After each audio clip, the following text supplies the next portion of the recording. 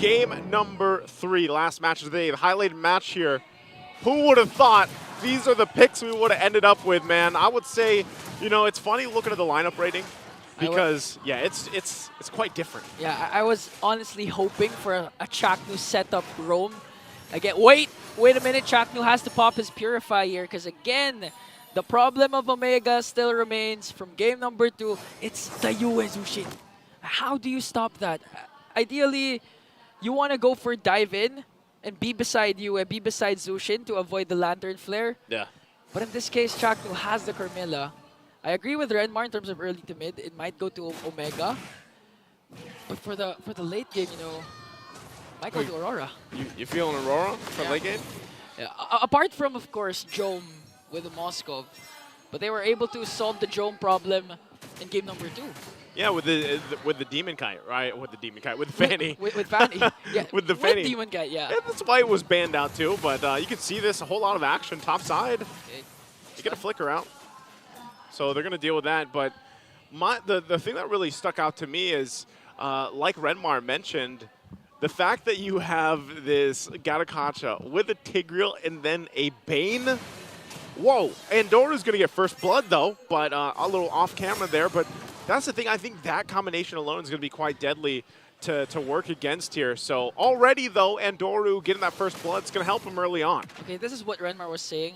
The early game power spike might fall in favor of Omega, but this is what also happened during game number 2. Yeah. Remember, Andoru started 1-0-1, Demon Kite 0-1-0, but during the 8-minute mark, I think, Aurora was able to turn things around, and Domeng goes in with the Lycan Pounce onto Jome as Renegade tries to delay Andoru with a purple buff.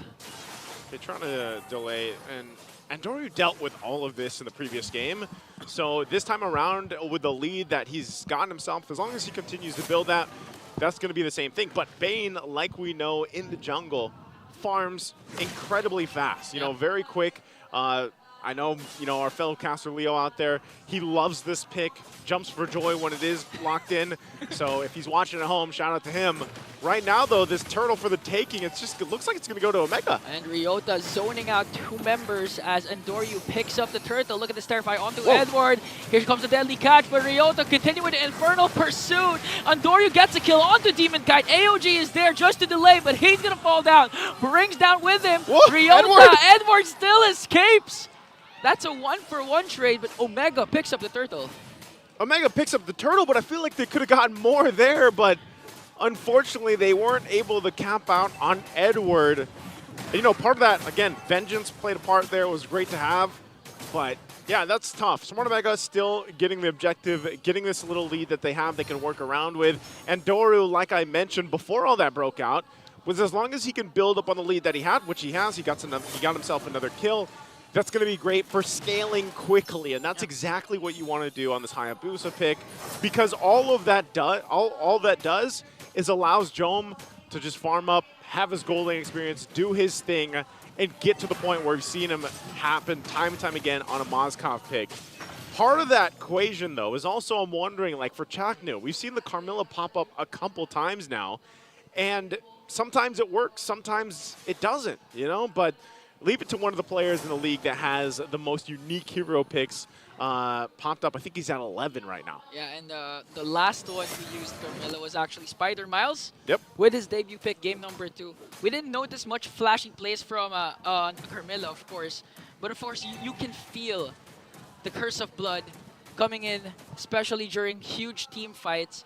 And that's what you can expect later on from Chaknu. Although there's not going to be a game-changing set, one Curse of Blood during a crucial neutral objective data might be enough, but Omega focusing their attention onto Domeng. Domeng's not having a good time right now. Even before the rotation from Chaknu up top, Jome's dominating the laning phase. Yeah, Jome's doing a good job in that lane. He picks up the Corrosive Scythe now too. Earlier on, you saw this time, you know, Andorra went with the Hunter Strike first. We'll see if he actually decides to build Skypiercer or not. Eternal Guard gonna drop. Guard onto Renegade. He's gonna fall down. That's one initiation gone for Aurora, but here comes Yue with the Lantern Flare. Picks up Ugir. Pops his Purify. Edward! Is he gonna go down though?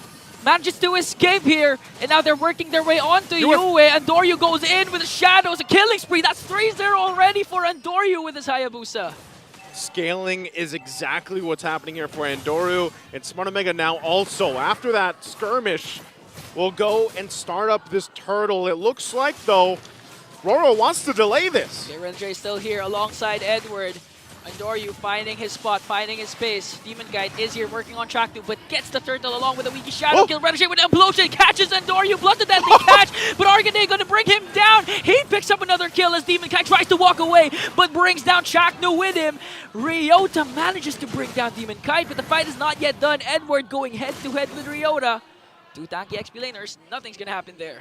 Yep, and again, amongst it all, Andoru doesn't go down, ends up getting the turtle, and that's going to be a problem as the game continues on for RORA. You now have to deal with this hyper scaling up Andoru as he jumps in, but that's at the point where he is. He can go in between these turrets, even to the point where eventually he's down between the tier 2 turrets. Oh, Joe with the big spear of destruction, but Domeng manages to escape with a good wolf transformation, good flicker. Use that flicker defensively. That's what he's got to do at this point, but that's the thing. Jome can just show up, you know, and join those fights, join those initiations here. But that's the thing I was going to say. Aurora, they still have to deal with Andoru, and look at the focus on the top. Oh, Renjay pushes Chaknu. Now Domeng commits the implosion, but the Eternal Guard from Ukir is there. Jome doing the free hit. Here comes Edward with AOG connecting onto 3. But is he gonna be out? Is he gonna out-sustain the damage? The Vengeance is also there. And now Yue, Spear of Misery, Ryota, Infernal Pursuit, killing spree already for Ukir. 2 members left up top for Aurora, as Omega still standing strong, but will bring down Ryota. Jungler battle of 1v1. Oh, can we get a look on Demon Kite? He's going to chase Andoru. Here comes Demon Kite. Andoru 1v1. Does he have the ultimate though? Uses the shadows and outplays Demon Kite. Plus they get a kill onto Domeng. Look at the barangay. Dominating every single lane. Oh, that's unfortunate, man. It's what, a crab pirate versus a ninja. That's not a fair fight, man. Your crab cannon can only go one direction. Well, you got 4 quad shadows around you. We're going to look at the replay here brought to us by Infinix. And there's the 1v1 we're talking about. Look at this. Where are you going to shoot your cannon? There's so many. And Skypiercer procs too. Oh, and another clash is here. Shut down. This time, AOG connects onto Andoryu. Renegade is also going to die there. Deadly catch onto Ryota. Will he out-sustain this? He's going to fall down in the hands of Demon Kite. There is a turtle up for grabs. And that's 2 members down for Omega. Here is the comeback we're all been waiting for. But Jome works on the bottom lane. Spear of Destruction is going to hit as Aurora secures a turtle. Okay, the trading is happening at this point. And so at least, you know, RORA will grab that turtle, last one of the game. They get some gold in their pockets that they can work around with, plus some turrets. So as much as Omega has had a good time controlling that early game and getting to that point, now you're in the position where, you know, RORA has actually got a good fighting chance for the objective. They still have plenty of time, minute and a half, to build up the items that they need and get to where they need to be. But right now, it's just kind of controlling that pace, getting to being able to match up against Smart Omega in a full team fight. Because so far, we've seen these, like, disjointed kind of across the map unfair numbers or unfair advantage happening, whether it's Jome, whether it's Andoru pushing. But when it gets forced to an actual Lord fight, a Lord shuffle, like we like to say it right now, that's where you get to see these lineups shine. And right now, the focus seems to be here on the tier 2 top side. Oh, 5 members of Omega are here. Chaknu still has the Curse of Blood. They can initiate. Renjay has no flicker. And now, man, I have to commend Edward because Edward's keeping Aurora afloat. That's 2 consecutive Avatar of the Guardians connecting to every single member, plus the shutdown onto Andoryu. And if the graphics are right, I think his second item was a Winter Crown. After Thunder Belt, as Renjay tries to work on, tries to escape Chaknu and Ryota. I think his second item was a Winter Crown, first item Thunder Belt. So the concept is really AOG than just pop the Winter Crown. Yeah. Like, as much as possible, you want to just kind of jump on in, get the taunt off, the Unbreakable if you can, and then pop that Winter's Crown. And he's got a Vengeance as well, you know? So he's got a lot of options here on Edward's entry point. But him or Renegade can actually do that for the team.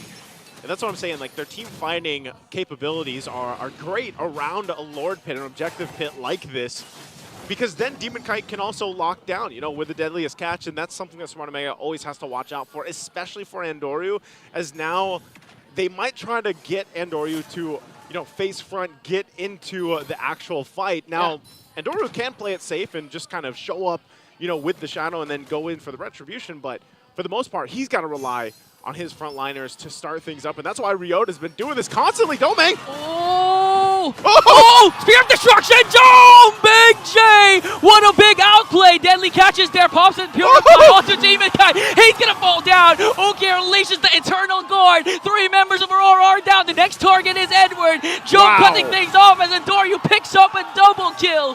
It's only Renegade, the captain, left. Big J comes out with a big play.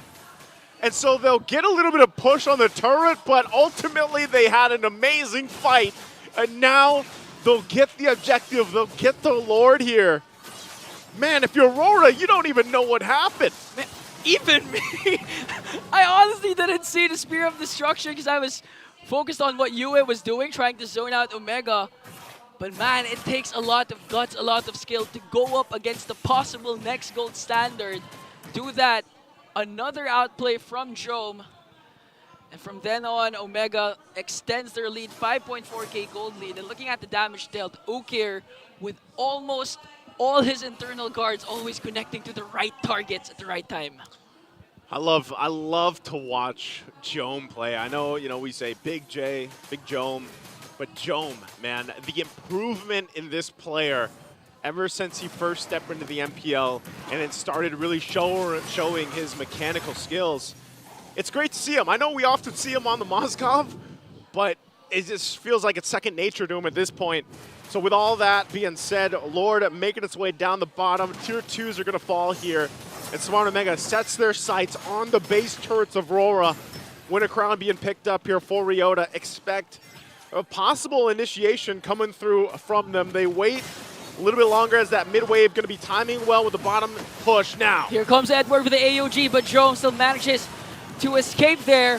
Winter Crown will be popped by Ryota. Is he going to fall down? He will, as the Lord bursts down Inhibitor turret onto the bottom. Laying a killing spree coming in from Andoryu as he brings down Edward. Goes in once again! Brings down Renegade as well. It's not even done. Then the catches there. Andoryu onto the crystal. Brings down Demon Kite. A maniac for Andoryu! Oh, Domang, I think he wants to possibly push this. It's only him. You got an immortality on Chaknyo, but it's going to be up to him to push into the base here, defend Domang all alone for this wave. 5 seconds before Edward respawns, they have the minions. Is this the revenge tour Omega is waiting for? Domang trying to delay as Joe works on the crystal, and the revenge tour is complete.